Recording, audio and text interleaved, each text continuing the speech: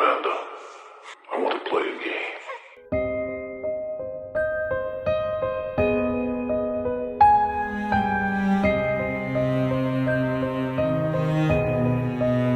Hey horror freaks, welcome back to my channel. My name is Amanda. As you can see from the title, today's video is my summer horror movies watch list. I like to do this list every single year. I like horror movies that are focused on summer or that they take place during the 4th of July. That, by the way, happy 4th of July. And I was thinking of doing the list solely focused on the 4th of July, but I decided that I just wanted to do the summer and including some of the films that I would have included on both lists, because at the end of the day, I feel that I was going to limit myself by only doing it focused on the 4th of July rather than summer.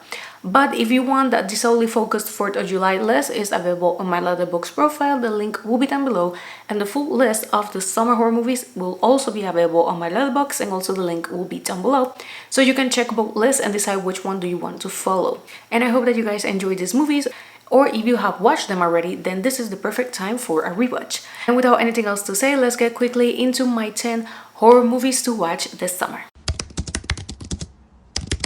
I'm going to be opening the list with a classic that is the perfect one to watch on 4th of July, and is Jaws. I know that for some people this may not be horror, but I do disagree, and I do consider Jaws to be a horror movie. Now, this classic follows when a massive killer shark unleashes chaos on a beach community of Long Island. It's up to the local police chief, a marine biologist, and an old sailor to hunt the beast down. The film is currently available to watch on Peacock, and it's also going to be returning to theaters very soon, so you don't want to miss the chance to watching it in theaters. I had the chance to watch it in theaters a couple years back, and trust me, you don't want to miss that. Next is another 4th of July classic, and is I Know What You Did Last Summer. This 90s slasher follows 4 young friends that are bound by a tragic accident, are united when they find themselves being stalked by a hook-wielding maniac in their small seaside town. I Know What You Did Last Summer is currently available on video on demand, and it has a legacy sequel coming up on July 18th. And it's going to follow a similar plot, and it's going to have the return of some of the members of the original cast. Now, falling more into the summer rather than just 4th of July, I want to bring the Netflix original Fear Street 1978. This one follows Shadyside 1978, school out for the summer, and the activities at Camp Nightwing are about to begin. But when another Shadysider is possessed with the urge to kill, the fun in the sun becomes a gruesome fight for survival. This is a very good teenage slasher. If you have never watched the Fear Street trilogy, trust me, it's a good one if you enjoy teenage horror. As I always say, this may not be for everyone, and that is okay.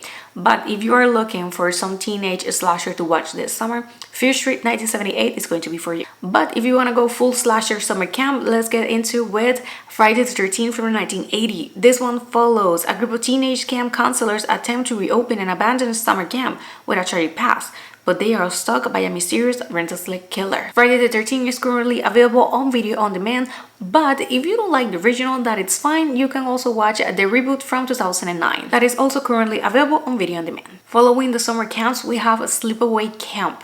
This one follows Angela and her protective cousin Ricky are sent to Camp Arawak.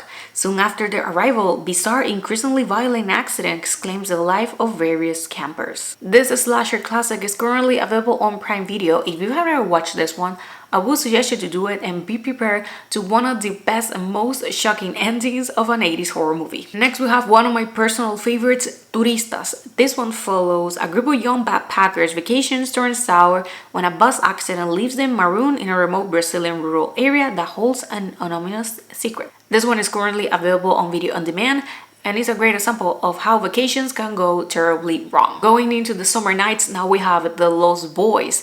This one follows when a recently divorced mother and her 2 teenage boys move to a coastal town to stay with her father. It doesn't take long for the brothers to realize the area is a haven for something much more sinister than party-going surfers. Summer and vampires may be something that will not work together, but The Lost Boys is going to prove you wrong. And The Lost Boys is currently available on video on demand. Next, we have one of my favorite modern adaptations of a Stephen King book, It Chapter 1.